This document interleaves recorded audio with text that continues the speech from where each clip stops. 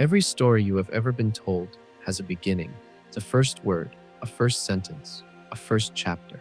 Our universe, the grandest story of all, is no different.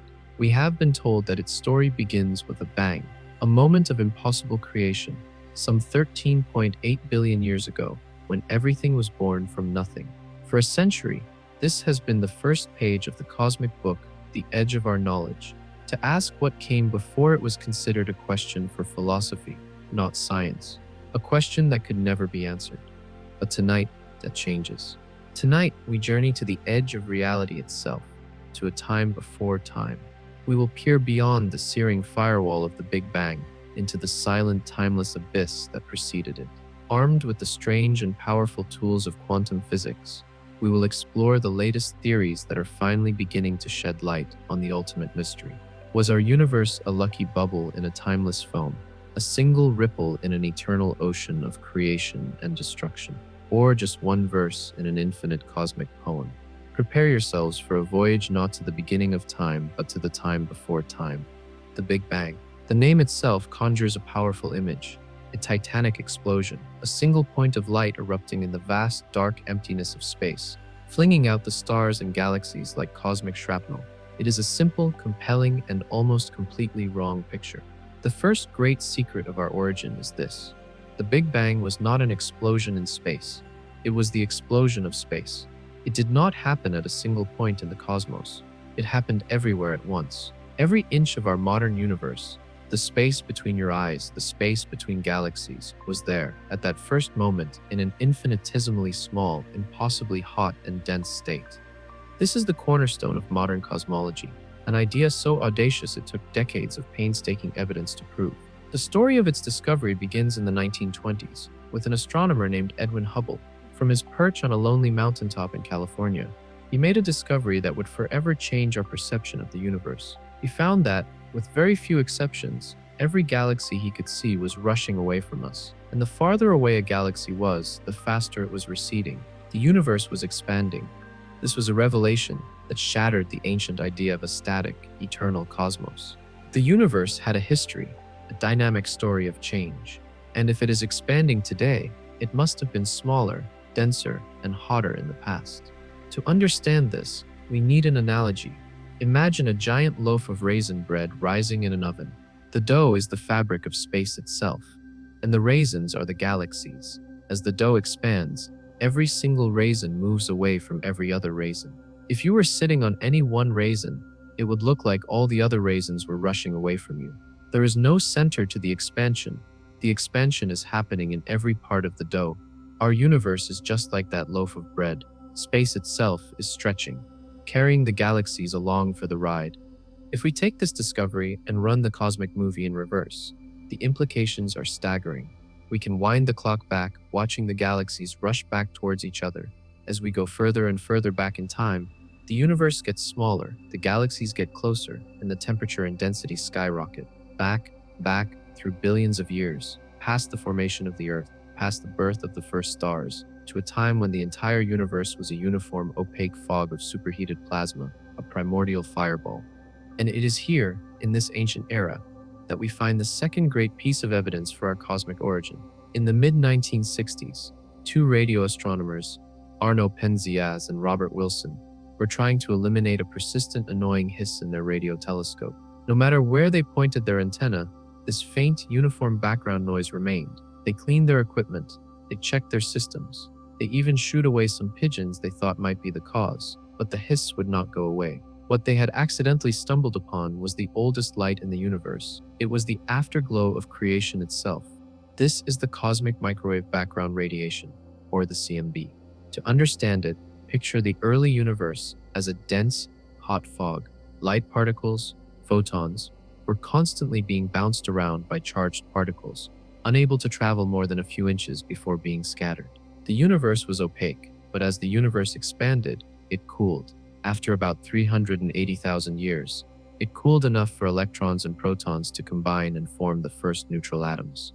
Suddenly, the fog lifted. The universe became transparent. The photons that were present at that exact moment were finally set free, and they have been traveling across the cosmos, unimpeded, ever since. Think of it like a colossal cosmic flashbulb that went off everywhere in the universe at once. The light from that flash has been traveling for 13.8 billion years.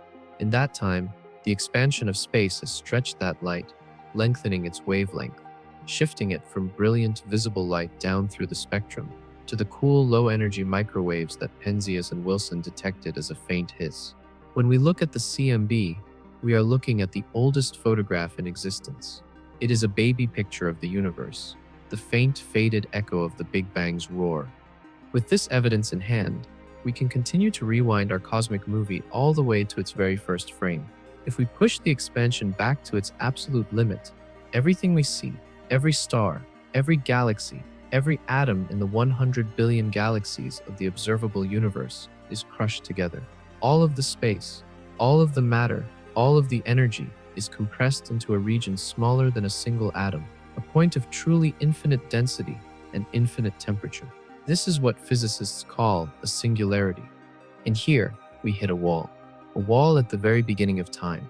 At this singularity, our most powerful and successful theory of gravity, Einstein's general relativity, breaks down. The equations that describe the universe so perfectly on large scales suddenly begin to spit out nonsensical answers, infinities. The theory simply cannot handle the extreme conditions of that first moment. Time, as we define it, begins at this singularity. Space, as we know it, is born from it. According to classical physics, it is meaningless to ask what came before it, because the very concept of before requires time to exist. Asking what came before the Big Bang is like asking what is north of the North Pole. For decades, this was the end of the story. Science could take us to the threshold of creation, but it could not let us peer beyond the veil. The singularity was a declaration that the origin of the universe was beyond our reach, perhaps forever. But a failure in a theory is not an end. It is a signpost. It points the way to a deeper, more fundamental truth. The failure of general relativity at the singularity tells us that it is not the whole story. To break through that wall, to see what lies on the other side, we need a new set of tools, a new language to describe reality at its most extreme. We must leave the grand, sweeping world of the cosmos and descend into the chaotic, shimmering, and deeply strange world of the infinitesimally small. We must turn to quantum mechanics. To understand what might have come before the Big Bang, we must trade the telescope for the microscope. We must journey to a realm so small, it makes an atom look like a galaxy, a world governed by a set of rules, so bizarre and counterintuitive they seem to defy all common sense. This is the quantum realm, and its strange laws may hold the key to unlocking the ultimate mystery of creation. In our everyday world, things are solid, predictable, and well-defined. A ball is either here or it is there. It has a definite position and a definite speed. But in the quantum world, this certainty dissolves into a shimmering haze of probabilities. A particle, like an electron, doesn't have a single fixed location until you measure it. Instead, it exists as a wave of probability, a cloud of potential locations, simultaneously everywhere and nowhere at once. Reality at this level is not a set of facts, but a list of possibilities. One of the cornerstones of this strange world is Werner Heisenberg's uncertainty principle. It states that there are certain pairs of properties of a particle, like its position and its momentum, that you can never know with perfect accuracy at the same time. The more precisely you measure a particle's position, the less precisely you can know its momentum, and vice versa. This isn't a limitation of our measuring devices. It is a fundamental built-in feature of the universe itself. The cosmos has a fundamental fuzziness to it. This principle has a truly mind-bending consequence when we apply it to empty space. We think of a vacuum as the definition of nothingness, a calm, empty, and inert. But quantum mechanics says there is no such thing as true nothingness. Because of the uncertainty principle, even a perfect vacuum is a seething, roiling cauldron of activity. This is the concept of quantum fluctuations. Think of the vacuum of space, like the surface of a vast, perfectly still ocean. From a great height, it appears completely flat, smooth, and empty. But if you could zoom in to a truly microscopic level, you would see that the surface is a chaotic frenzy of activity. Tiny waves, ripples, and bubbles are constantly forming and disappearing, a churning foam of momentary existence. The quantum vacuum is exactly like this. It is a quantum foam. Out of this foam, pairs of virtual particles, A particle and its antimatter twin are constantly popping into existence. They exist for an unimaginably brief moment, borrowing a tiny amount of energy from the vacuum before colliding and annihilating each other, paying the energy back. This is happening everywhere, all the time. Empty space is not empty. It is filled with the ghosts of particles that flicker between existence and non-existence. The scale at which this quantum foam becomes apparent is known as the Planck length. It is a unit of distance so small, it is almost impossible for the human mind to grasp. It is approximately 10 to the power of -35 meters. To give you some sense of this scale, if you were to magnify a single atom to be as large as the entire observable universe, the Planck length would be about the height of a single tree. At this ludicrously small scale, the very fabric of space-time is no longer the smooth geometric sheet described by Einstein. It is a chaotic, bubbling, probabilistic foam. And this is where we may find our first clue to what came before the beginning. The Big Bang singularity was a point where space and time were crushed down to this very scale. What if, before the universe began, there was no singularity at all? What if there was only this timeless, spaceless, eternal quantum foam, a realm of pure potential, without matter, without structure, without a past or a future, just an endless, chaotic bubbling of quantum uncertainty? From this radical idea comes one of the most astonishing theories of our origin, the universe from nothing. The laws of quantum mechanics might just allow a universe like ours to burst into existence, uncaused, from this pre-existing state of quantum foam. This is possible through a process called quantum tunneling. To understand this, imagine a marble resting at the bottom of a sealed glass bowl.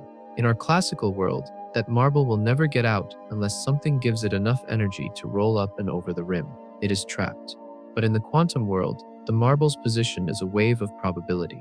There is a tiny but non-zero chance that at any given moment, the marble could simply cease to exist inside the bowl and reappear on the outside without ever having had the energy to climb the walls. It has tunneled through the barrier. The birth of our universe could have been the ultimate act of quantum tunneling. It could have been a spontaneous fluctuation in the quantum foam, a bubble of energy that instead of immediately disappearing like all the others, tunneled from a state of nothing, the timeless foam, into a state of something, the beginning of our space and time. A universe born from a probabilistic hiccup in a pre-existing reality. The reason this may be possible is that the total energy of the universe appears to be zero. The immense positive energy of all the matter and radiation we see is perfectly balanced by the negative energy of gravity, the force pulling it all together. If the total energy is zero, then it takes no net energy to create a universe. It was, in the most profound sense, the ultimate free lunch. This theory replaces the impossible, physics-breaking singularity with the strange but well-understood laws of the quantum world. It suggests that the wall at the beginning of time is not a wall at all, but a doorway, leading from a timeless quantum realm into our own expanding cosmos. The question, what came before the Big Bang, is now given a possible answer: an eternity of shimmering quantum chaos. This image of our universe as a lucky bubble in a timeless foam is one of the most profound ideas in modern science, but it opens up an even grander possibility. If our cosmos is just one bubble, created by one random quantum fluctuation, could there be others? Could our universe be just one of countless oceans in a vast, unending multiverse? The idea that our universe sprang from a quantum fluctuation is a staggering one. It gives a plausible scientific answer to the question of how something can come from nothing. But as we look closer at this something that we inhabit, our universe, we are faced with a new and even deeper mystery. The universe does not just exist. It appears to be exquisitely, absurdly, and improbably perfect for the existence of life. This is the fine-tuning problem. It turns out that the fundamental laws and constants of our universe, the numbers that dictate the strength of gravity, the mass of an electron, the energy of empty space, are set to values that fall within an incredibly narrow, life-permitting range. If you were to change any of these numbers by even a tiny, almost imperceptible amount, the resulting universe would be a sterile, dead place, incapable of ever producing the complexity we see around us. Let us consider a few of these cosmic dials. The strong nuclear force, the glue that binds atomic nuclei together, is 1. If it were just 2% weaker, protons could not stick to neutrons, and the only element in the universe would be hydrogen. No stars, No planets, no people. If it were 2% stronger, protons would stick together so fiercely that all the hydrogen in the early universe would have fused into heavier elements almost instantly. Stars would never have been born, and the universe would be a dark, boring place filled with heavy nuclei. Or consider the force of gravity. It seems strong to us, but on a cosmic scale, it is astonishingly weak. If gravity were just a little bit stronger, stars would burn through their fuel in a few million years, not billions, leaving no time for life to evolve on their planets. If it were much stronger, the universe would have expanded for a short time and then immediately recollapsed back in on itself, crushing any chance of complexity. The most baffling dial of all is the one that controls the energy of empty space, the cosmological constant. Our best theories of physics predict that this value should be enormous, yet the value we observe is about 10 to the power of 120 times smaller than the prediction. This is the single worst prediction in the history of science. If the cosmological constant were as large as theory suggests, its repulsive force would have been so great that it would have ripped the very atoms of the early universe apart before a single star could ever form. For us to be here, this number had to be tuned to a value of near zero with a precision of 120 decimal places. The universe is like a hyper-advanced spaceship with a control panel covered in hundreds of these dials. For the ship to function, for life to be possible, every single one of these dials had to be set with an almost supernatural precision. The question is, why? Why does our universe have these Goldilocks numbers? Not too big, not too small, but just right. One possibility is simple: blind luck. We just happen to get lucky. But the odds against this are so astronomically high that many scientists find it unsatisfying. Another possibility is a designer, a creator who set the dials deliberately. But this is a question for theology, not science. But the most ability is simple: blind luck. Science, however, has produced a third possibility, one that is as mind-bending as it is elegant: the multiverse. The idea is that our universe is not the only one.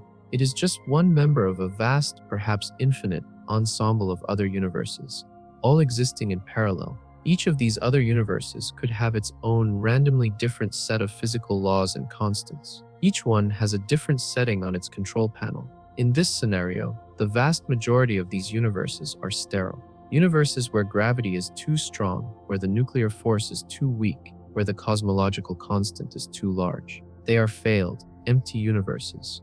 But in an infinite lottery, every ticket number will eventually be drawn. In an infinite multiverse, it is a statistical certainty that some universes, by pure chance, will happen to have the right combination of numbers to permit the formation of stars, galaxies, and life. This is where we come in.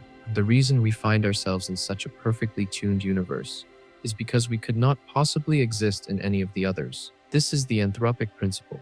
It's like asking why Earth is so perfectly suited for life. Is it a miracle? No. We are here because Earth has the right conditions. We would not be on Venus or Mars asking the same question. In the same way, we are conscious observers in this specific universe precisely because this is one of the rare universes where conscious observers can evolve. We have won the great cosmic lottery. It is a profound and deeply humbling idea.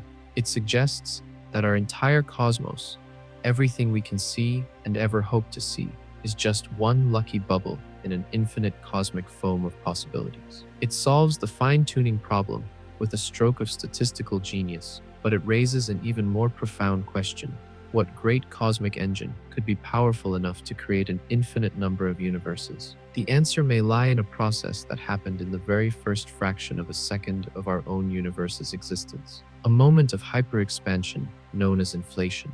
The Big Bang Theory is a triumph of human intellect. It correctly predicts the expansion of the universe, the existence of the cosmic microwave background, and the abundance of the light elements we see in the cosmos. It is the solid foundation upon which all of modern cosmology is built. And yet, by the late 1970s, it had developed some serious cracks.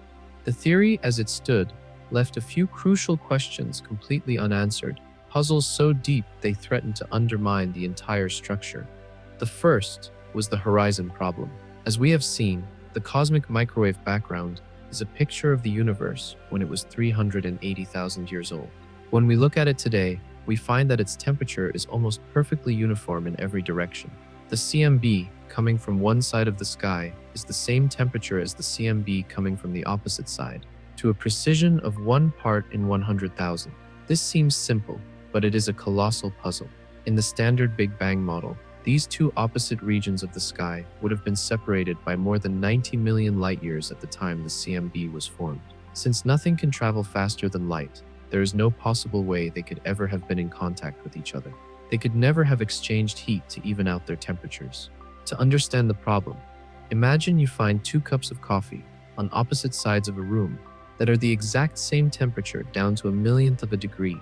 It would be a bizarre coincidence. But if you learned that a moment ago, the 2 cups had been sitting right next to each other in thermal contact and then were suddenly moved apart, the mystery would be solved. The 2 regions of the CMB are like those 2 cups of coffee.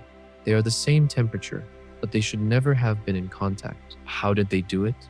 The second puzzle was the flatness problem. Einstein's theory of relativity tells us that the geometry of space-time can be curved by mass and energy.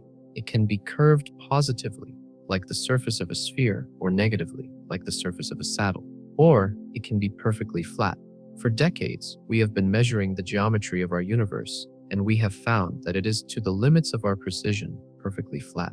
This is strange because a flat universe is an unstable balancing act. Any tiny deviation from perfect flatness in the early universe would have been magnified enormously over 13.8 billion years of expansion. For the universe to be so flat today, it means that in the beginning, it must have been flat to a precision of about 1 part in 10 to the power of 60. This is like balancing a pencil on its point and having it stay there for billions of years. It seems impossible. These problems pointed to a deep flaw in our understanding of the universe's first moments. And the solution, when it came in the early 1980s, was revolutionary. It was the theory of cosmic inflation. The idea, proposed by Alan Guth and others, is that in the first tiniest fraction of a second after the Big Bang, the universe underwent a period of astonishing exponential faster-than-light expansion. An unknown energy field, now called the inflaton field, permeated all of space and acted like a cosmic gas pedal stuck to the floor, forcing the fabric of space-time itself to stretch at an almost unimaginable rate. The scale of this event is difficult to comprehend. In a period of time lasting from roughly 10 to the power of negative 36 to 10 to the power of negative 32 seconds, a region of space far smaller than a single proton was inflated to be larger than the entire observable universe we see today. This single violent event solves the problems of the Big Bang with stunning elegance. It solves the horizon problem because the entire observable universe we see today was, before inflation, a tiny subatomic patch, small enough to be in thermal contact and reach a uniform temperature. Inflation then took this smooth uniform patch and stretched it to cosmological size, preserving that uniformity on the grandest scales. The 2 cups of coffee were next to each other and then were flung apart. It also solves the flatness problem.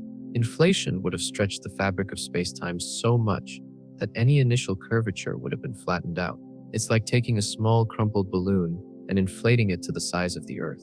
From your perspective, standing on the surface, the balloon would now look perfectly flat.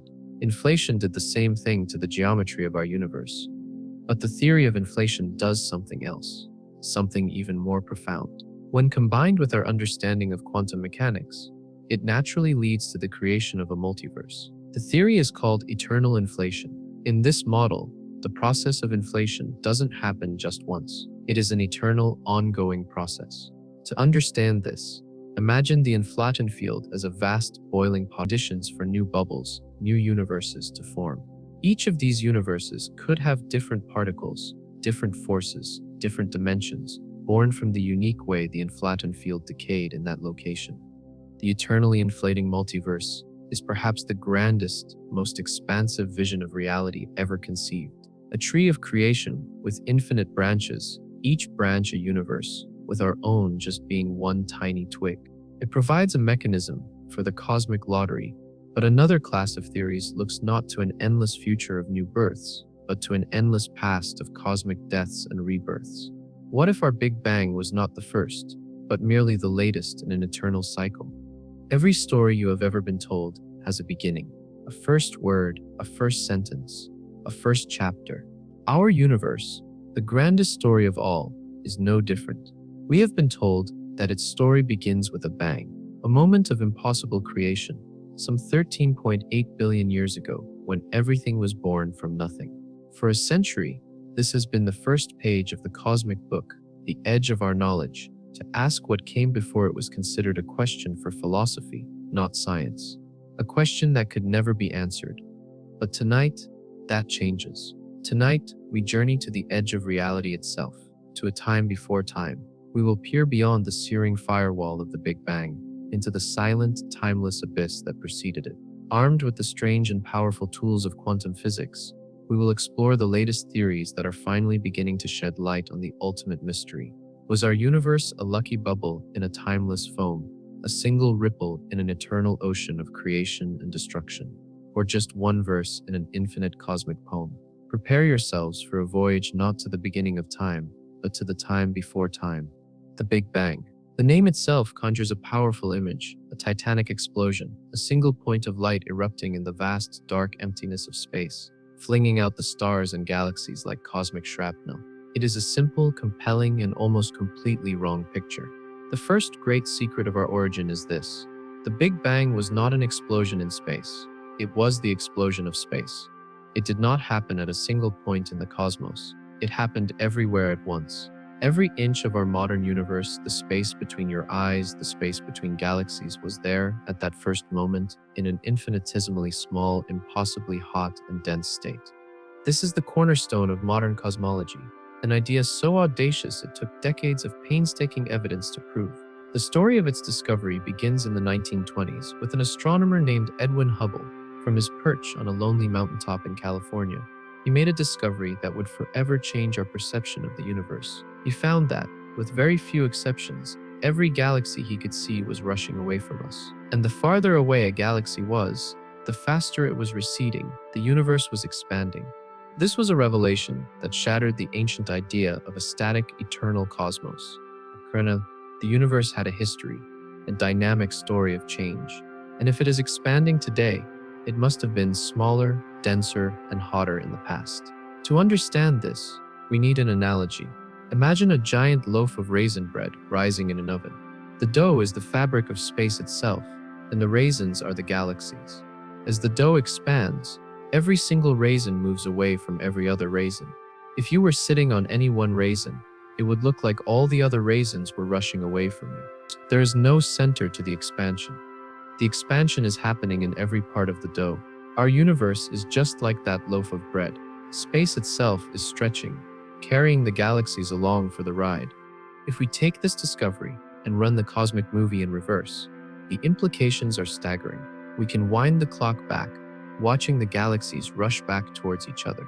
As we go further and further back in time, the universe gets smaller, the galaxies get closer, and the temperature and density skyrocket. Back, through billions of years, past the formation of the Earth, past the birth of the first stars, to a time when the entire universe was a uniform, opaque fog of superheated plasma, a primordial fireball. And it is here in this ancient era that we find the second great piece of evidence for our cosmic origin. In the mid-1960s, two radio astronomers, Arno Penzias and Robert Wilson, were trying to eliminate a persistent, annoying hiss in their radio telescope. No matter where they pointed their antenna, this faint, uniform background noise remained. They cleaned their equipment.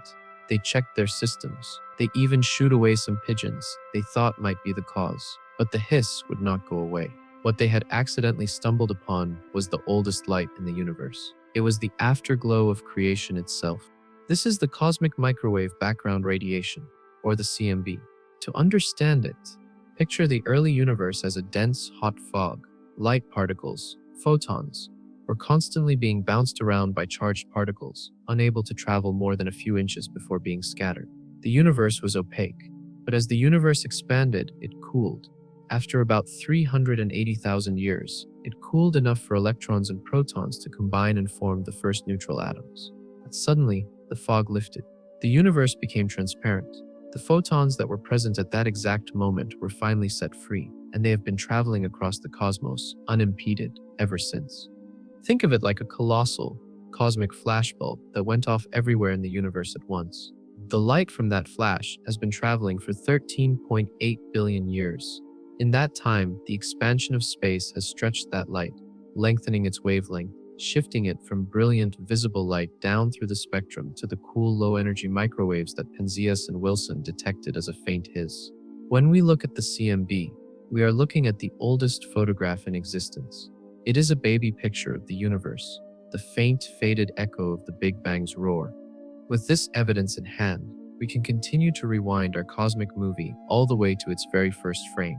If we push the expansion back to its absolute limit, everything we see, every star, every galaxy, every atom in the 100 billion galaxies of the observable universe is crushed together. All of the space, all of the matter, all of the energy is compressed into a region smaller than a single atom, a point of truly infinite density and infinite temperature. This is what physicists call a singularity. And here, we hit a wall at the very beginning of time. At this singularity, our most powerful and successful theory of gravity, Einstein's general relativity, breaks down. The equations that describe the universe so perfectly on large scales suddenly begin to spit out nonsensical answers infinities. The theory simply cannot handle the extreme conditions of that first moment. Time, as we define it, begins at this singularity. Space, as we know it, is born from it. According to classical physics, it is meaningless to ask what came before it, because the very concept of before requires time to exist. Asking what came before the Big Bang is like asking what is north of the North Pole. For decades, this was the end of the story. Science could take us to the threshold of creation, but it could not let us peer beyond the veil. The singularity was a declaration that the origin of the universe was beyond our reach, perhaps forever. But a failure in a theory is not an end, it is a signpost. It points the way to a deeper, more fundamental truth. The failure of general relativity at the singularity tells us that it is not the whole story. To break through that wall, to see what lies on the other side, we need a new set of tools, a new language to describe reality at its most extreme. We must leave the grand, sweeping world of the cosmos and descend into the chaotic, shimmering, and deeply strange world of the infinitesimally small. We must turn to quantum mechanics. To understand what might have come before the Big Bang, we must trade the telescope for the microscope.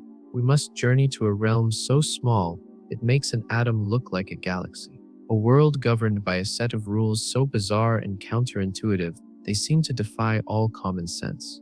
This is the quantum realm, and its strange laws may hold the key to unlocking the ultimate mystery of creation.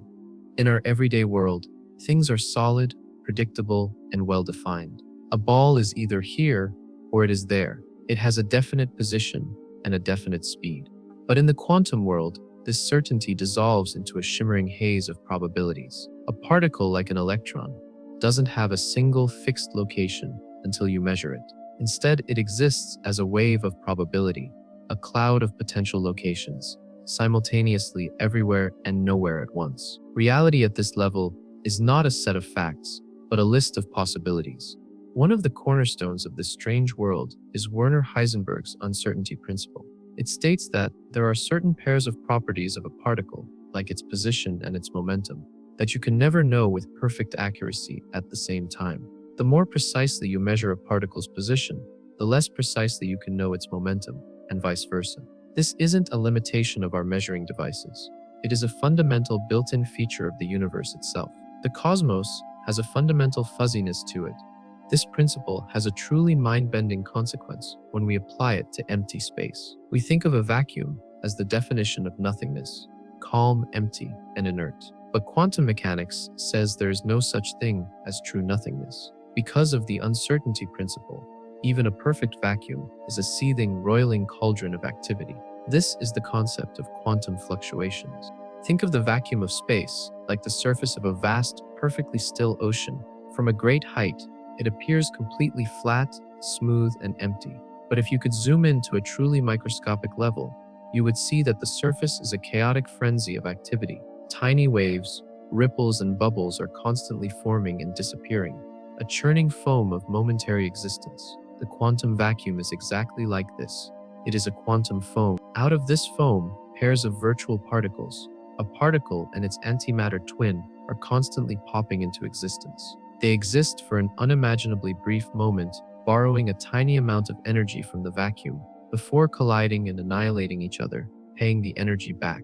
This is happening everywhere, all the time. Empty space is not empty. It is filled with the ghosts of particles that flicker between existence and non-existence. The scale at which this quantum foam becomes apparent is known as the Planck length. It is a unit of distance so small, it is almost impossible for the human mind to grasp. It is approximately 10 to the power of negative 35 meters. To give you some sense of this scale, if you were to magnify a single atom to be as large as the entire observable universe, the Planck length would be about the height of a single tree. At this ludicrously small scale, the very fabric of spacetime is no longer the smooth geometric sheet described by Einstein. It is a chaotic, bubbling, probabilistic foam. And this is where we may find our first clue to what came before the beginning. The Big Bang singularity was a point where space and time were crushed down to this very scale. What if, before the universe began, there was no singularity at all? What if there was only this timeless, spaceless, eternal quantum foam? A realm of pure potential, without matter, without structure, without a past or a future. Just an endless, chaotic bubbling of quantum uncertainty. Since the dawn of human consciousness, we have been captivated by cycles. The turning of the seasons, the rising and setting of the sun, the rhythm of birth, death, and rebirth. These cycles are woven into our myths, our philosophies, and our religions. One of the most powerful of these is the myth of the phoenix, the magnificent bird that lives for 1,000 years, dies in a blaze of fire, and is reborn from its own ashes, more glorious than before. It is a timeless symbol of eternal return.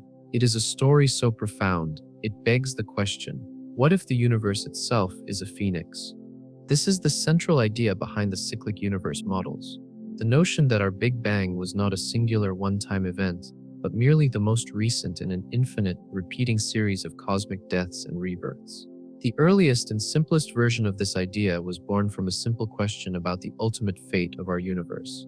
We know it is expanding, but will it expand forever? The answer, physicists realized, depends on a cosmic battle between two opposing forces, the outward push of the expansion and the inward pull of gravity.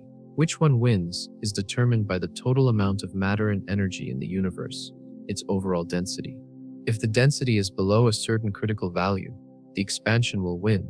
The universe will expand forever, growing colder, darker, and emptier, its stars burning out one by one, until it is nothing but a cold, thin, eternal graveyard. This is the big freeze. But if the density is above that critical value, gravity will eventually win the war. The expansion of the universe would slow down, grind to a halt, and then reverse. The universe would begin to contract. Galaxies would rush back towards each other, not away. The cosmos would grow hotter and denser, undoing its own creation, until everything, all of space, matter, and time, collapsed back into an infinitely hot, infinitely dense singularity. This is the Big Crunch. The cyclic model proposes that this is not the end of the story. It imagines that the Big Crunch is not a final death, but the crucible of a new birth. The universe would not just collapse, it would bounce. The energy of the collapse would somehow be reversed, triggering a new Big Bang and a new cycle of expansion and creation. Our universe would be like a cosmic lung, eternally breathing. The Big Bang is a great exhalation, lasting for billions of years. The Big Crunch is a great inhalation. The moment of the bounce is the pause between breaths, before the next great cycle begins. It is a beautiful and philosophically satisfying idea. It removes the uncomfortable problem of a singular beginning, replacing it with an eternal, self-perpetuating reality. For a time, it was a serious contender for our cosmic origin story. But this simple phoenix model had two fatal flaws. The first is a law of physics that is perhaps the most fundamental in the universe. The second law of thermodynamics. It states that the total entropy, or disorder, of a closed system always increases over time. A scrambled egg will never unscramble itself. A broken glass will not reassemble. The universe, with each passing moment, becomes more disordered. In a cyclic universe, this would mean that each new cycle would be born with all the entropy of the one that came before it, plus any new entropy created during the collapse. Each cycle would be longer, larger, and more disordered than the last. The phoenix would be reborn, but each time it would be a little bit weaker, a little more tired. If you run this movie backwards in time, the cycles would have to get progressively smaller and more ordered, until you inevitably arrive at a first, perfectly ordered cycle. This leads you right back to the beginning you were trying to avoid. The second, and more profound, problem is the bounce itself. Just like the Big Bang, the Big Crunch ends in a singularity, a point where our laws of physics break down. General relativity gives us no mechanism to explain how an infinitely dense point could rebound. It is a wall, just like the wall at the beginning of time. What force could possibly be strong enough to reverse the collapse of an entire universe? The simple idea of a cosmic bounce is elegant, but it stumbles on the hard realities of thermodynamics and the singularity. To build a truly viable Phoenix universe, one that can be reborn an infinite number of times without wearing out, we need a new kind of physics, one that can operate in conditions far beyond the reach of our current theories. We need to enter the strange and beautiful world of brains and extra dimensions. To rescue the dream of an eternal cyclic universe, we must take a breathtaking leap into the deepest and most speculative realms of theoretical physics. We must venture into the world of string theory. This is the monumental and ambitious attempt to unite all the forces of nature into a single, elegant framework, a theory of everything. At its heart is a simple, radical idea that the fundamental constituents of the universe are not point-like particles, but unimaginably small, one-dimensional, vibrating strings of energy. Everything we see, an electron, a photon, a quark, is just a different vibrational mode, a different note played on the same fundamental cosmic string. But for the mathematics of string theory to work, it requires a startling prediction. The universe must have more dimensions than the 3 of space and 1 of time that we experience. Our cosmos, according to the theory, has 10 or even 11 dimensions. So where are they? The theory suggests that these extra dimensions are curled up or compactified to a size so small that we can never perceive them directly. But there is another, even wilder possibility. This comes from a branch of string theory known as M-theory.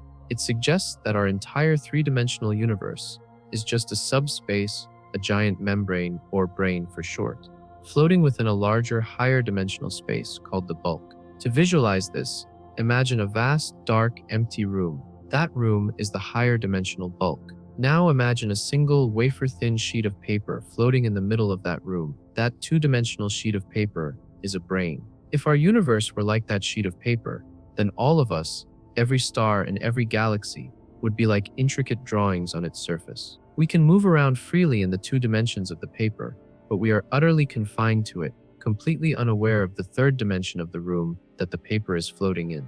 It is from this mind-bending picture that a new powerful cyclic model of the universe was born. It is called the ekpyrotic model, and it proposes that our universe is not alone in this higher dimensional bulk. There is another, parallel brain, another universe, separated from ours by a tiny microscopic gap. And the story of our cosmos is the story of the eternal interaction between these 2 brain worlds. In this model, the Big Bang was not the beginning of time. It was a physical event, a collision. The cycle begins with the 2 brains being drawn slowly together, pulled by a spring-like force that acts between them across the tiny hidden dimension. After an immense period of time, they collide. This collision is a cataclysmic, but not singular, event. It is a physical impact that releases a tremendous amount of kinetic energy, which is instantly converted into the searingly hot matter and radiation that fills our brain. This moment is the Big Bang. Our universe is born from the clash of 2 worlds in a higher dimension. Following the collision, the brains bounce off each other and begin to move apart again. Our brain, now filled with a hot, dense fireball, expands and cools. This is the universe we know. It evolves precisely according to the standard Big Bang model. Galaxies form, stars ignite, planets cool, and on at least one of them, life emerges to ponder its own origins. For trillions of years, our universe expands, driven by a force that we know as dark energy. In this model, dark energy is the manifestation of the potential energy in the force that connects the 2 brands. As the brands move apart, this expansion stretches our universe, making it incredibly flat, smooth, and empty, elegantly solving the horizon and flatness problems, just as inflation did. Crucially, this enormous expansion also dilutes all the matter and radiation, effectively resetting the entropy of the universe back to near zero, preparing it for the next cycle. The Phoenix is cleansed. Finally, after trillions of years, the expansion slows. The spring-like force begins to pull the 2 brains back together again. slowly, gently, and inexorably. They drift towards each other across the fifth dimension for a period of time far longer than the current age of our universe, until they collide once more, sparking another Big Bang and another cycle of creation. Think of the two brains as two giant cosmic hands floating in the dark. For trillions of years, they are held apart. Then they slowly come together and clap. The clap is the Big Bang, a violent release of sound and heat, energy and matter that creates a universe. Then the hands pull apart again, resetting the stage, ready for the next clap in the distant cosmic future. The universe is the echo of an eternal rhythmic applause.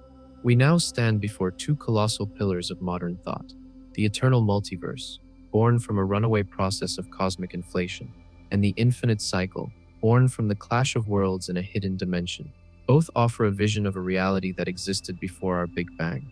But are these just beautiful mathematical stories?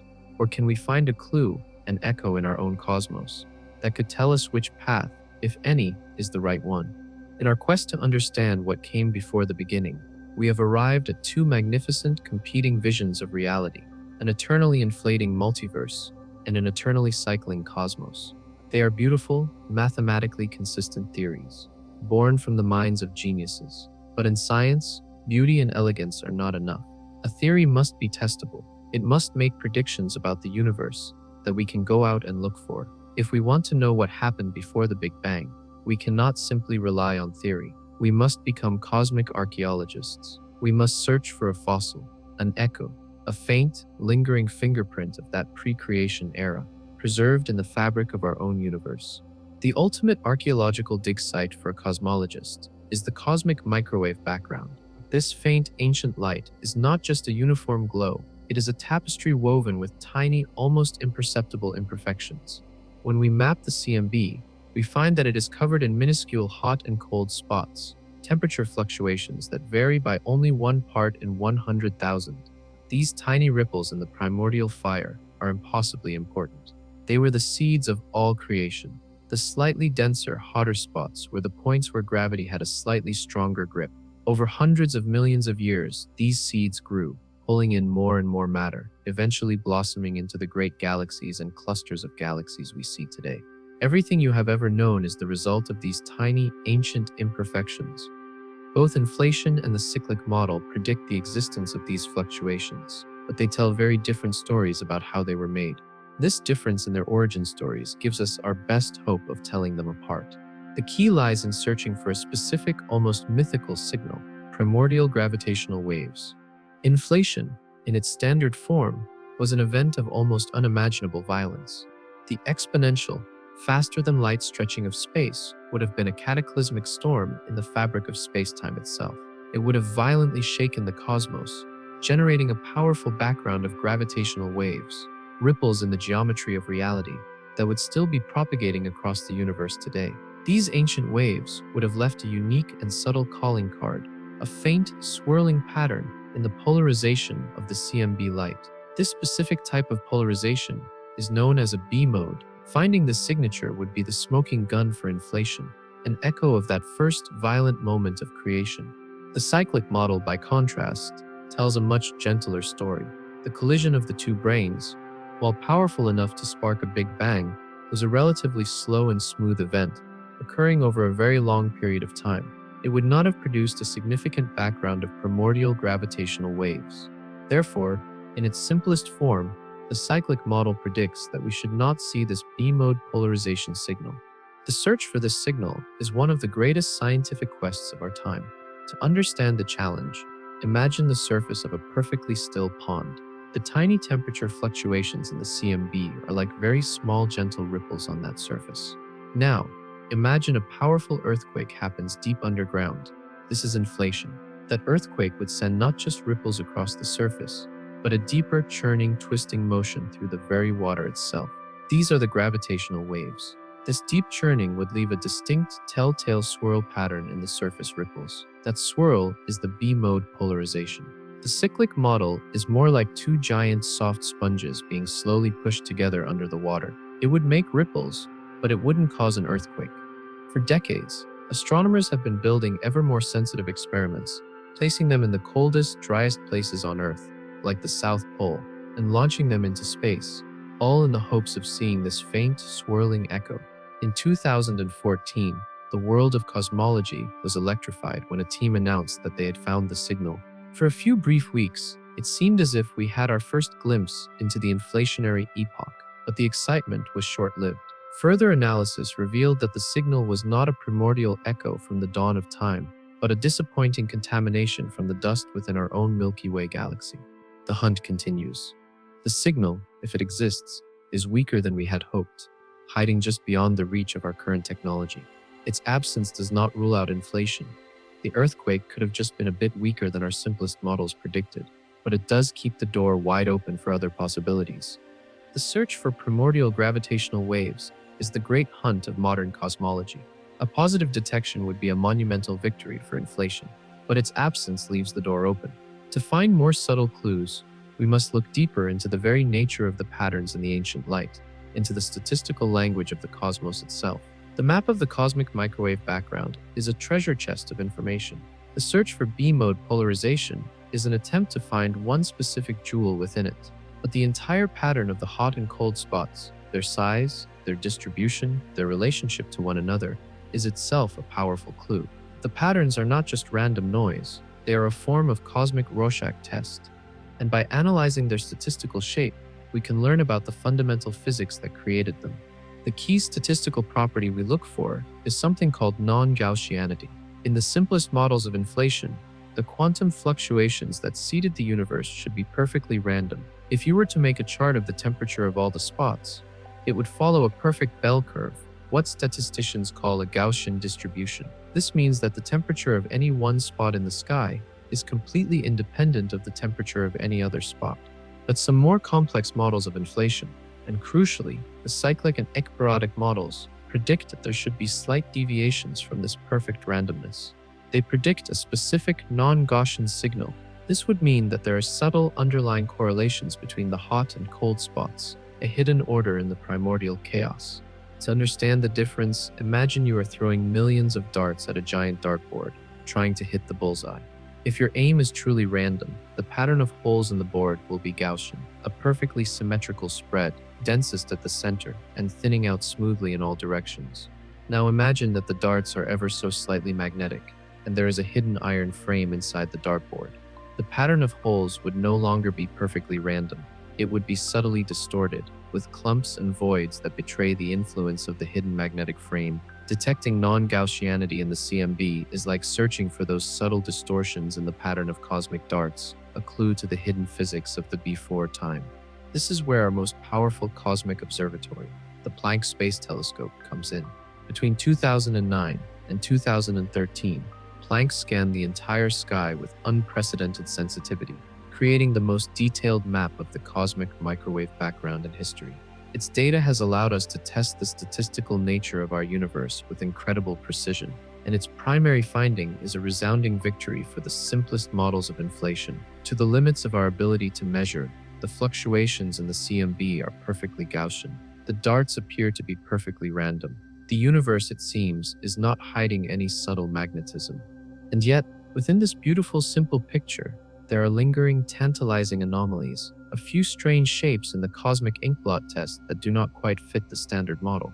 The most famous of these is the cold spot, an unusually large and unusually cold patch of the sky. It is a statistical fluke so unlikely that, if the standard model is correct, we should not expect to see something like it in our observable universe. There is also the mysterious axis of evil, a strange, unexplained alignment of the largest scale patterns in the temperature fluctuations with the plane of our own solar system.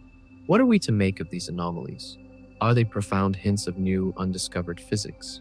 Perhaps the faint scar left behind by a collision with another bubble universe in the multiverse? Are they the first subtle clues that favor a cyclic origin? Or are they simply cosmic coincidences, statistical flukes that will disappear as we gather more data? For now, they remain one of the most controversial and exciting mysteries in modern cosmology, a whisper of something strange on the very edge of our understanding. The data from the ancient light has given inflation a commanding lead, but the lingering mysteries and the non-detection of gravitational waves keep the race alive. Faced with this ambiguity, some physicists are turning away from observation and toward a deeper, more fundamental principle to guide them, a principle that questions the very nature of infinity. In our journey to look beyond the Big Bang, we have encountered the infinite again and again. An eternal quantum foam, an eternally inflating multiverse, an eternal cycle of cosmic rebirth. In mathematics, infinity is a powerful and useful tool. But when infinity appears in a physical theory, it is often a warning sign, a red flag that our understanding has gone deeply, fundamentally astray. The theory of eternal inflation, for all its elegance and explanatory power, seems to be poisoned by the very infinity it creates. This poison is known as the measure problem, and it is one of the most profound and troubling paradoxes in all of science. If the multiverse is truly infinite, and new bubble universes are constantly being born for all of eternity, then anything that is physically possible will happen. Not just once, but an infinite number of times. And if everything happens an infinite number of times, how can we possibly calculate the probability of anything? To grasp this, imagine a cosmic vending machine that dispenses universes. This machine is stuck in an eternal loop, and it will produce an infinite number of universes. You want to know the probability that the next universe it produces will be one that can support life. You watch. It produces 100 dead universes, then one life-bearing universe. Is the probability 1%? You keep watching. It produces another 1,000 dead universes, and then another life-bearing one. Now is the probability closer to 0.1%. The problem is, you can never stop counting. Because the machine will run forever, it will produce an infinite number of dead universes and an infinite number of life-bearing universes. The very concept of probability breaks down. You can get any answer you want, depending on how you decide to group your infinite sets. This is not just a philosophical parlor game. It strikes at the very heart of science. A scientific theory must be able to make predictions.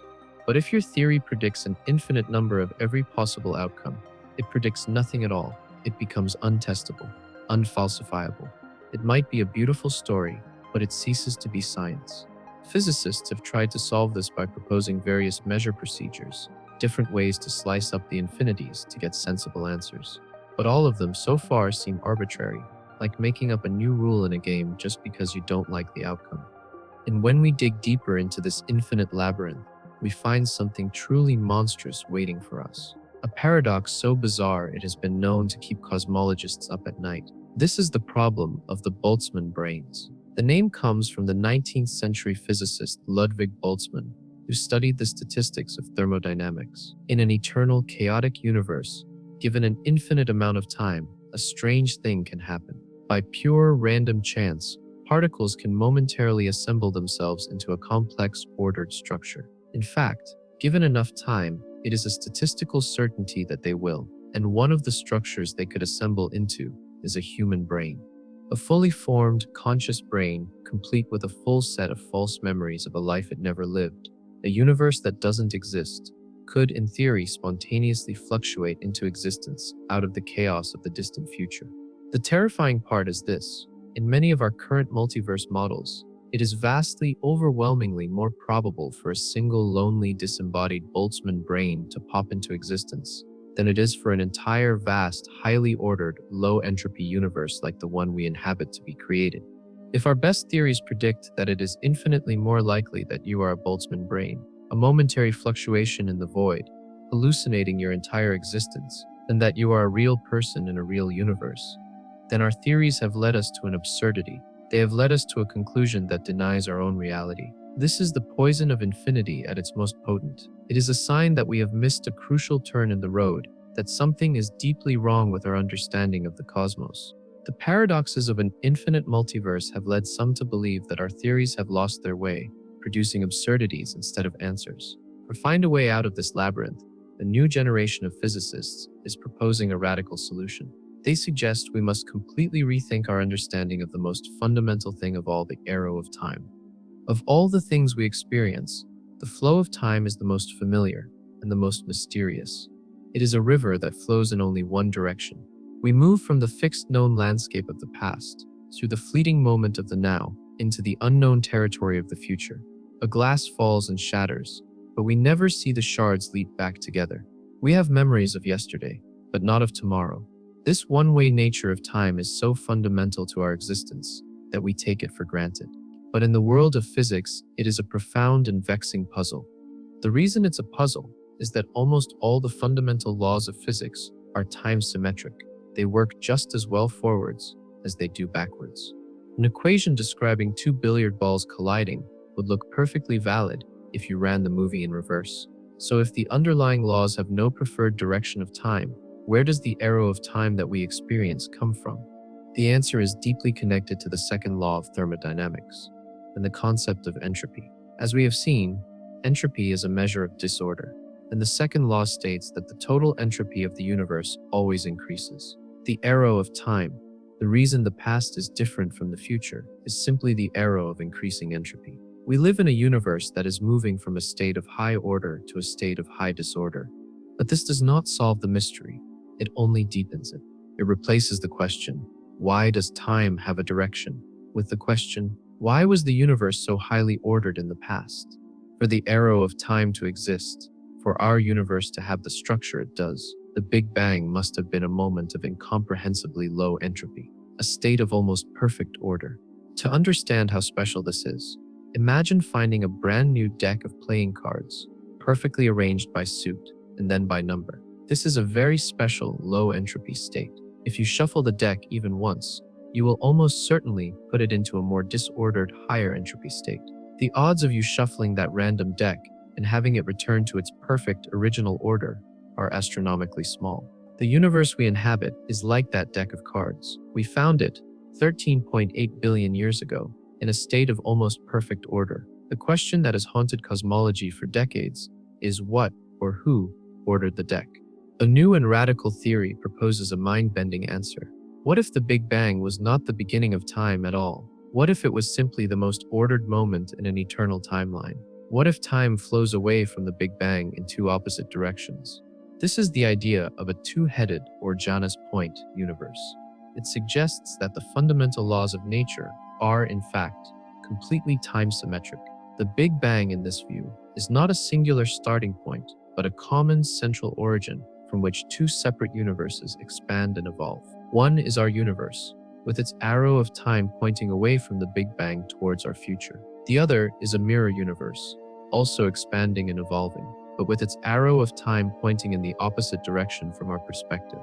Think of it like a handful of ice cubes, a low entropy state, suddenly appearing in the middle of a large, sealed, warm room. The ice cubes are the Big Bang. From this central point, the ice will melt and the water will evaporate, spreading out through the room.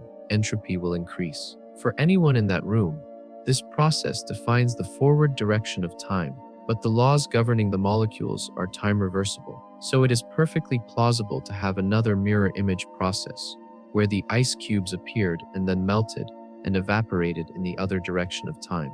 The Big Bang is not the ultimate beginning. It is just a special moment of high order in the middle of an eternal timeline. On the other side of the Big Bang, there would be another universe, likely identical to ours, but for its inhabitants, our past would be their future, and their time would flow just as naturally and predictably for them as ours does for us. This astonishing picture solves the puzzle of the arrow of time in the most elegant way possible. It suggests that what came before the Big Bang was not nothingness, not a quantum foam, not a previous cycle, but another universe, a mirror image of our own, where time runs backwards. The idea of a universe with two futures and no past is perhaps the most radical departure from our common sense view of reality. It is a testament to how far we are willing to go to solve the puzzle of the beginning. As we draw our journey to a close, we must now step back and ask what all of these competing, magnificent, and terrifying ideas truly mean. We have traveled a long way on this journey. We began at the edge of our knowledge, at the impenetrable wall of the Big Bang singularity. We have journeyed beyond it, into a strange and beautiful wilderness of ideas, a landscape of pure thought where the rules of our reality no longer apply. It is an act of supreme audacity for us, a species of fragile creatures on a tiny speck of rock, to even dare to ask the question of what came before time itself. And yet we have asked, and the universe, through the language of mathematics and physics, has begun to whisper some of its secrets. We have seen the possibility of a universe born from nothing, a lucky bubble in an eternal, timeless quantum foam, a free lunch at the ultimate cosmic restaurant, We have contemplated the awesome scale of the multiverse, an infinite cosmic lottery where our finely tuned universe is just one of the winning tickets, and our existence is a simple matter, and for all their differences, they share a single, revolutionary, and deeply profound conclusion. They all, in their own unique way, abolish the idea of an absolute beginning. They take the singular, majestic event that we call the Big Bang, and they demote it. In these new stories, our Big Bang is no longer the ultimate supernatural act of creation, the first page of the cosmic book. It is just a physical process, a quantum fluctuation, a bubble nucleation, a cosmic collision, a moment of minimal entropy. It is a local event in a much, much grander arena. Our quest to understand our origins is like the journey of the ancient cartographers. For centuries, their maps of the world were small, surrounded by vast, empty oceans. At the edge of the known world, they would simply write, "Here be dragons." For decades, the Big Bang singularity was our "Here be dragons." It was the edge of our map, a place where our understanding ended and monsters of infinity lurked. But now, we are finally beginning to sketch the first tentative coastlines of the great continents that lie beyond that edge. Our new maps are still incomplete, speculative, and they often contradict one another. But they all agree on one exhilarating thing: the world is vastly larger and stranger than we ever believed. This is the true nature of science at its deepest level. It is not just about finding answers. It is about learning to ask better, more profound questions. We no longer ask, did something come before the Big Bang? We now ask, which of these incredible possibilities, or which yet undreamed of possibility, is the truth? And how can we find out? This new perspective should fill us not with arrogance, but with a deep and abiding sense of cosmic humility. We are just beginning to read the first few words of a book whose true scale and scope we are only now, for the first time, starting to appreciate. These new maps of eternity are a testament to the power of the human mind, but they are more than just abstract theories. They change our relationship with the cosmos. They force us to ask one final question: in a universe that may be eternal and infinite, what is our place in it all? We began this journey together at the wall, at the beginning of time. We have traveled beyond it, through the quantum foam and into the multiverse, past the clash of brains and to the other side of time's arrow. We have explored a wilderness of awe-inspiring and terrifying ideas, each one pushing the limits of our imagination. We have searched for what came before the beginning, and in doing so, we have redrawn the map of reality itself. For thousands of years, our species has engaged in a series of great demotions. We once believed we lived on a special world at the center of all creation. Copernicus and Galileo showed us that we were just another planet orbiting an ordinary star. We once believed our Milky Way was the entire universe. Edwin Hubble showed us that it was just one of hundreds of billions of galaxies in a vast, expanding cosmos. Each of these discoveries was a blow to our ego, but a powerful leap in our understanding. The theories of what came before the Big Bang represent the final, and perhaps the greatest, of these demotions. They suggest that our entire universe, with its 13.8 billion years of history and its 100 billion galaxies, is not the whole story. Our Big Bang might just be one bubble among an infinity of others, one cycle in an eternal chain, one echo of a timeless reality. This realization is not a cause for despair. It does not make our world, our lives, or our struggles insignificant. It does the opposite. It places us within a context so vast, so magnificent, that our existence becomes all the more precious and miraculous. Imagine you have spent your entire life living in a single, comfortable room, and you have come to believe that this room is the entire house. You know its every corner, its every feature. Then one day, you discover a door you had never noticed before. You open it, and you find not another room, but a grand hallway that stretches to infinity in both directions, lined with an infinite number of other doors, each leading to a room you have never seen. This discovery does not make your own room any less important. It is still your home, the place where you live, but it fundamentally changes your understanding of the house. It fills you with an unshakable sense of wonder and possibility. It invites you to explore. This is what modern cosmology has done for us. It has opened the door. It has shown us the hallway. We may never be able to visit those other rooms, but we now know they are there, and this knowledge changes everything. The search for what came before the beginning has not given us a single simple answer. Instead, it has given us a greater gift, a universe of infinite possibility. It has taught us that we may not live in a cosmos that had a beginning, but in one that is a perpetual state of becoming. Our time is no longer a short line segment, but a moment inside of eternity. And here, in this moment, we, a collection of star stuff, have evolved to a point where we can comprehend this. We are the part of the universe that is finally waking up to its own true scale. And so, we can look up at the silent, star-filled darkness, no longer as strangers in a cold and lonely void, but as the children of an infinite and eternal cosmos, finally beginning to ask the right questions. In the new world, under the light of two moons, humanity's future is written in the sky. The celestial dance of our old moon and the interstellar stranger is not a stable one. It is a slow-motion orbital decay, a gravitational duel to the death, and we have a front-row seat. This is not a sudden, unforeseen catastrophe. It is a predictable, inevitable doom calculated by astronomers with chilling precision, an execution date for the sky itself set for thousands of years in our future. The process is one of beautiful, terrifying physics in the complex gravitational arena between the Earth, the Moon, and the stranger. There is a constant exchange of energy and momentum. This tug-of-war bleeds energy from the orbits of the two moons, causing them to slowly, inexorably spiral towards each other. To visualize this, imagine two heavy steel balls rolling around a giant, shallow funnel. The funnel is Earth's gravity well. At first, they orbit independently, but their own small gravitational fields influence each other. They create tiny ripples in each other's paths. Over a very long time, these ripples add up, destabilizing their orbits, causing them to sag deeper and deeper into the funnel, closer and closer to each other. A collision is the only possible end.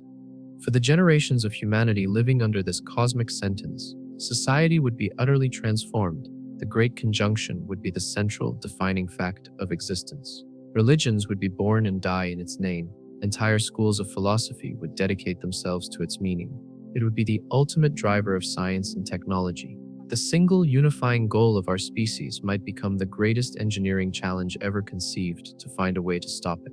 Could we, in the thousands of years of warning we have, develop the capacity to move a moon?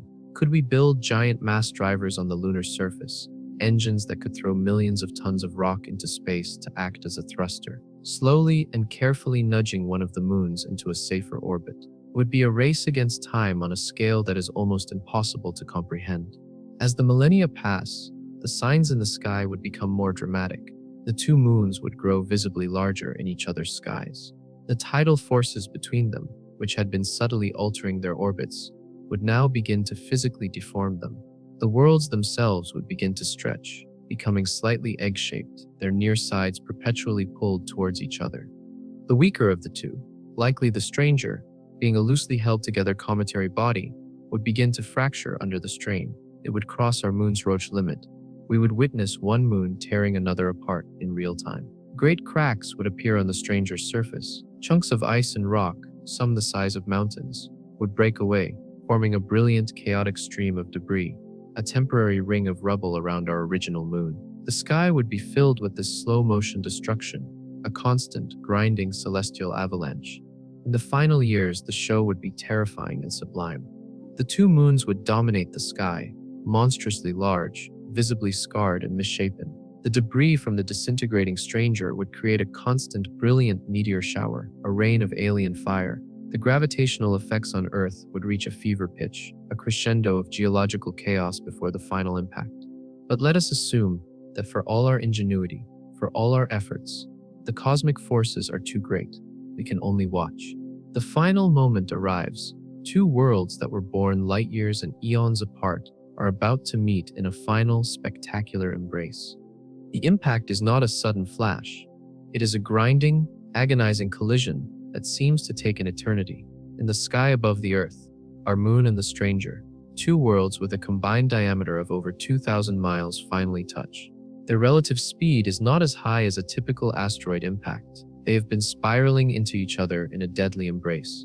This makes the collision less of an explosion and more of a cosmic shattering. It is the soundless crushing of worlds. The energy released is still monumental. A flash of light brighter than 1,000 suns illuminates the planet, turning night into an eerie, brilliant day.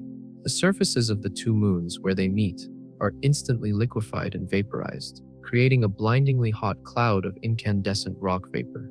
A great seismic shocks reverberate through both bodies, shattering them from the inside out. For a few horrifying hours, the sky is filled with the sight of these two celestial bodies merging, breaking, and tearing each other apart. This is not a clean event. A significant fraction of the combined mass of the two moons is thrown outwards with tremendous force. Much of this debris is cast into chaotic orbits around the sun, but a terrifying portion of it, trillions of tons of rock and ice, is sent spiraling down towards the Earth. The beautiful, slow meteor shower of the preceding years becomes a global firestorm.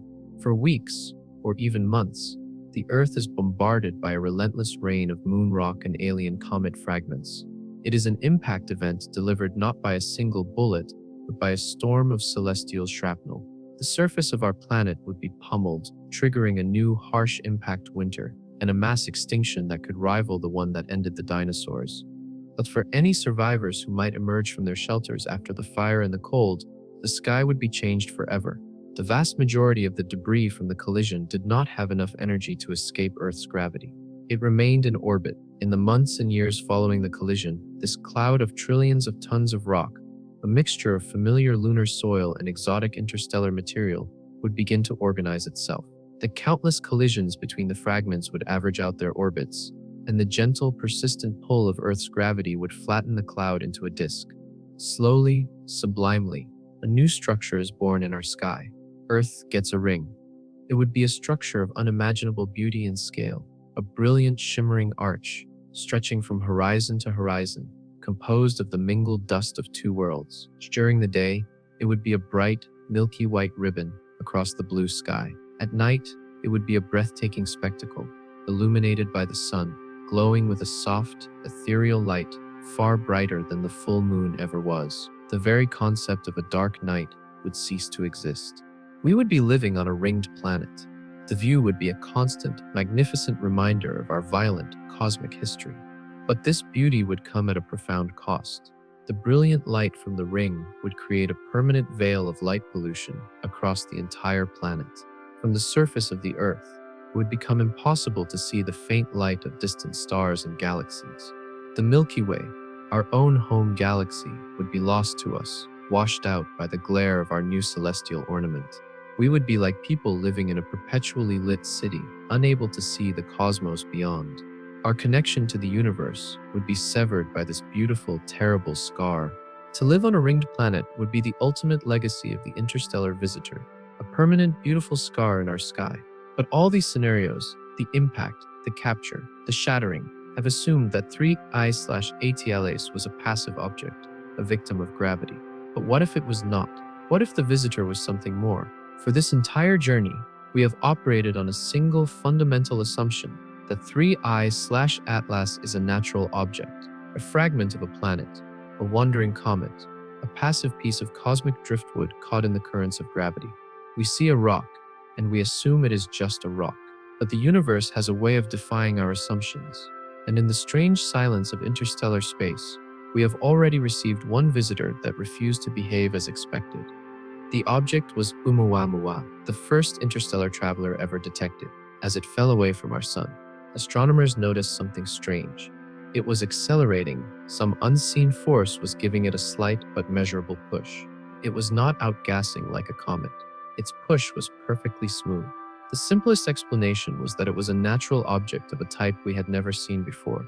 But one of the more radical and compelling hypotheses, championed by esteemed astronomers, was that Oumuamua was not natural at all, that its strange shape and anomalous acceleration were the hallmarks of an artificial object, a piece of alien technology, a solar sail, perhaps, or a derelict probe from a long-dead civilization.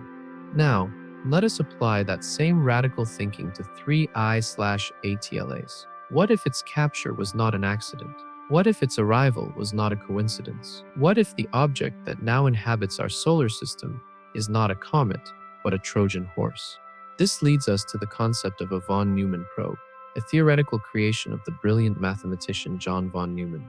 It is the ultimate tool of galactic exploration, a self-replicating, autonomous spacecraft. The idea is simple, yet its consequences are staggering. An advanced civilization would build one of these probes, and launch it to a nearby star system. Upon arrival, the probe's primary directive is to find raw materials, asteroids, comets, space dust, and use those resources to build perfect copies of itself. These new probes are then launched to other star systems, where they in turn replicate. It is a cosmic chain letter, but instead of sending information, you are sending a factory. It's like a single dandelion seed landing in a vast, fertile field. The seed uses the local resources, the soil, the water, the sunlight, to grow and produce hundreds of new seeds. These seeds are then carried by the wind to other parts of the field, where the process repeats. In a surprisingly short amount of time, on a cosmic scale, the entire field is covered in dandelions. A von Neumann probe would colonize the entire Milky Way galaxy with its presence in the same inexorable exponential way. What if 3I/Atlas is such a probe, a seed that has landed in our fertile field? Its cometary appearance could be a form of camouflage, a shell of rock and ice designed to protect its internal machinery during its long interstellar voyage. Its capture was not a lucky shot of gravity, but a deliberate and masterful orbital insertion, using the gravity of Jupiter and the Sun with a precision we can only dream of. The outgassing we observed was not the sublimation of ice, but the venting of cooling systems, the first stirrings of a machine waking from a billion-year sleep. Now, trapped in a stable orbit, it would begin its work. Telescopes on Earth would begin to detect strange anomalies. Small objects detaching from the main body of ATLAs, asteroids in the main belt being nudged from their orbits by an unseen hand. We would witness, with a mixture of terror and utter awe, the process of cosmic construction. We would see asteroids being deconstructed, their raw materials, iron, nickel, carbon, silicon, being refined and processed in the vacuum of space. We would see the assembly of new geometric structures, things that could not possibly be natural. We would be watching from our tiny planet, the undeniable proof of an alien intelligence at work in our own solar system. This intelligence might not even be aware of us, or it might be completely indifferent. It would not be an invasion of conquering aliens. It would be more like a vast, autonomous construction project setting up shop in our backyard. We would be like a colony of ants, living in a field that a team of humans has decided to develop. The humans are not hostile to the ants.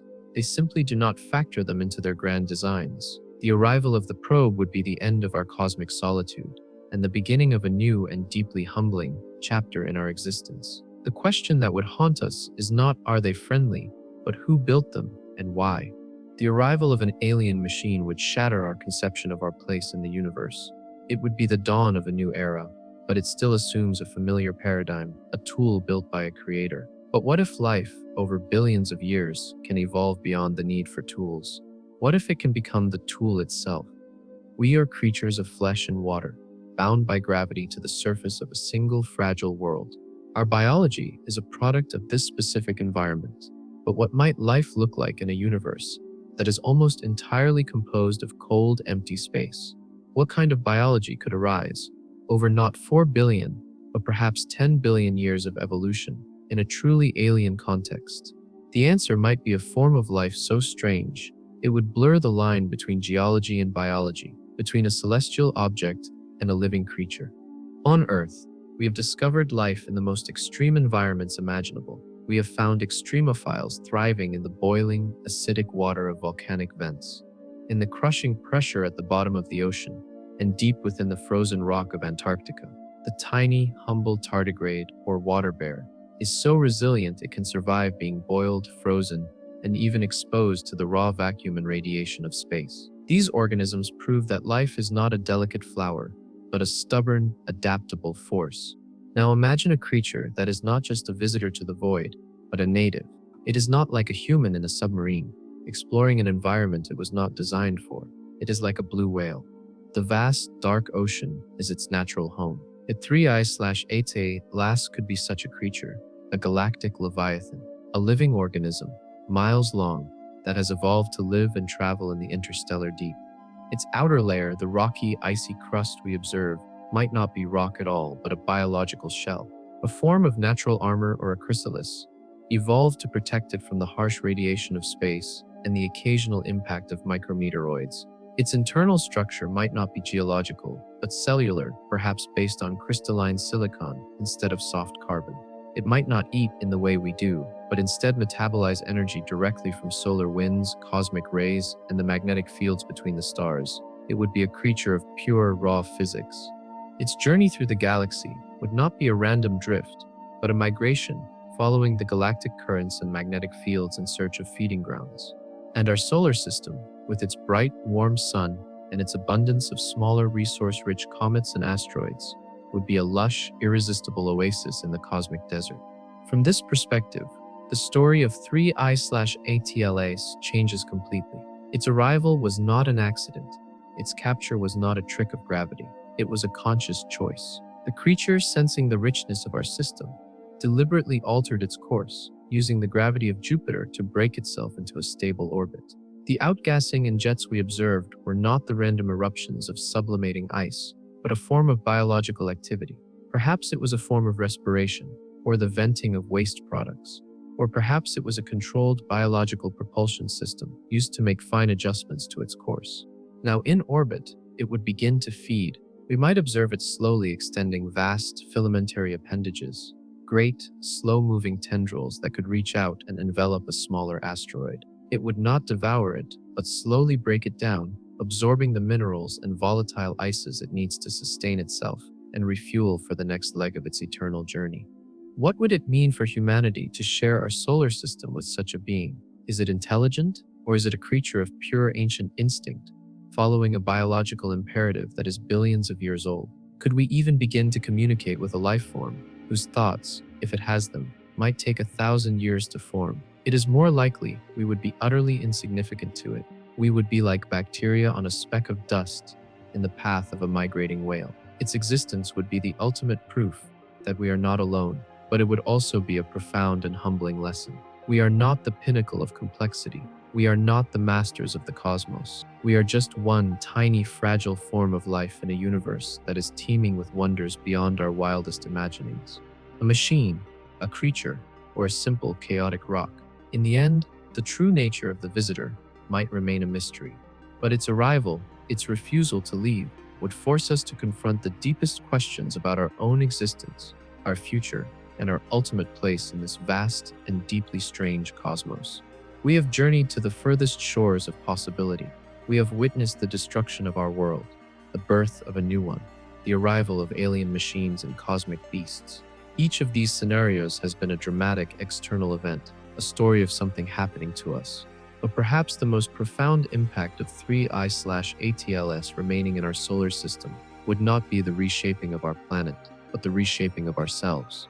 The interstellar object, in the end, would become a great mirror held up to our species, forcing us to see what we truly are. For centuries, we have looked out into the silent darkness and wondered, where is everybody? This is the heart of the Fermi paradox. The universe is ancient and incomprehensibly vast.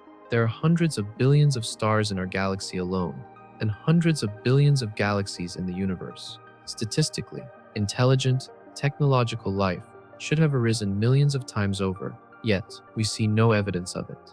The cosmos is silent. One proposed solution to this paradox is the concept of a great filter. The idea is that on the long evolutionary path from simple life to a galaxy-spanning civilization, there is some barrier, some challenge so immensely difficult that almost no species ever makes it past. This filter could be anything. Perhaps the jump from non-life to life is the filter, and Earth was an incredible fluke. Perhaps the evolution of intelligence is the filter, or perhaps the filter lies in our future. Perhaps the challenge of surviving one's own technology, nuclear weapons, artificial intelligence, ecological collapse, is the barrier that silences the universe. The permanent arrival of 3I/ATLAS in any of its forms would become the ultimate great filter for humanity. It is a final exam for our species, and the stakes are our very survival and future. Imagine the object is on a chaotic but non-threatening orbit for now. It is a scientific goldmine, an object of immense value. How do we respond? Do we see it as the shared heritage of all humankind?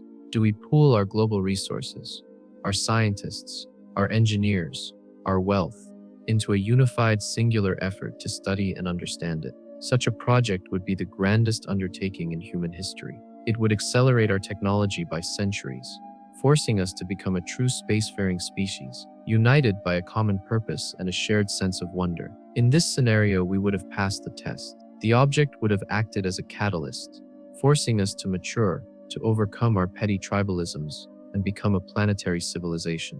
But the mirror has a darker side. It can also reflect our fear, our greed, and our division.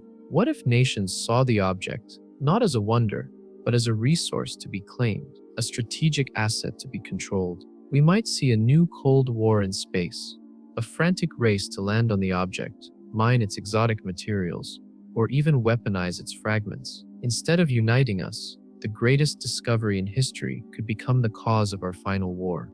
The visitor in our sky, the silent stranger, would force us to answer the hardest questions. It would reveal our true character. Are we a species destined to explore the stars, or are we doomed to perish on this single lonely rock, too short-sighted to save ourselves? The object itself does not provide the answer. It only asks the question, and in our response, we would find our destiny. In the end, the object in our sky is a question, posed not in words, but in gravity and stone. It asks us who we are and who we want to be. The answer to that question will determine our ultimate fate, as we take our first tentative steps into a universe that is far grander and more mysterious than we ever dared to imagine. It began as a smudge of light, a whisper from the void, a fleeting guest, destined to pass by and be forgotten. But in our story, it stayed, and in doing so, it changed everything. We have followed its potential path, from a chaotic dance with the planets to a fiery collision with our own world. We have seen it become a second moon, a bringer of new life, a celestial ring of sublime beauty. We have even imagined it as a vessel for alien intelligence, a machine or a monster from the interstellar deep. Each possibility, a different future for humanity. But all these paths lead to a single profound destination. The arrival and capture of an object like 3I/ATLAS would mark the end of humanity's long, isolated childhood. For all of our history, we have lived on a quiet street in a quiet corner of the cosmos, believing our home was the only one that mattered. We grew accustomed to the comforting, clockwork predictability of our solar system, a peace born not of inherent safety, but of immense good fortune and the passage of eons. The permanent presence of this intruder would shatter that peace forever. It would be the universe announcing, in the clearest possible terms, that our solar system is not an island. It is a harbor, and ships from distant, unknown shores can and will arrive. It would teach us that the cosmos is not a static, empty museum, but a living, breathing, and sometimes violent ecosystem. We are not just observers of it, we are a part of it, and we are subject to its whims. It's as if our species has spent its entire existence living on a small, secluded island, believing it to be the whole world. We built our civilizations, wrote our histories, and dreamed our dreams in the warm, safe cradle of our isolation. The arrival of 3I/Atlas is the first ship from a vast, unknown continent appearing on the horizon, a ship that does not pass by, but drops anchor in our bay, a permanent testament to the wider world we never knew existed. We can no longer pretend we are alone. We are now part of a larger story, for better or for worse. Whether the object brings destruction, opportunity, or simply a profound and unsettling mystery, its gift to us would be the same, a sense of scale, a true and visceral understanding of our place in the universe. It would be a humbling and terrifying realization, but also a glorious and inspiring one. The fear it might inspire would be eclipsed by the sheer wonder. The questions it would raise would become the driving force of our future. Where did it come from? What is it made of? Are there more? These questions would pull us outwards, away from the cradle of Earth and into the wider solar system, and eventually, perhaps, to the stars themselves. It would be the ultimate invitation, a challenge written across the sky. The object would hang there, a constant question mark against the velvet darkness, a monument to the vast, beautiful, and chaotic universe we are only just beginning to understand. It would be a reminder that the most profound discoveries are still ahead of us, that the universe is not a silent void, but a place of infinite stories. And with the arrival of the stranger, our own story has just become infinitely larger. The long, quiet peace of our solar system is over.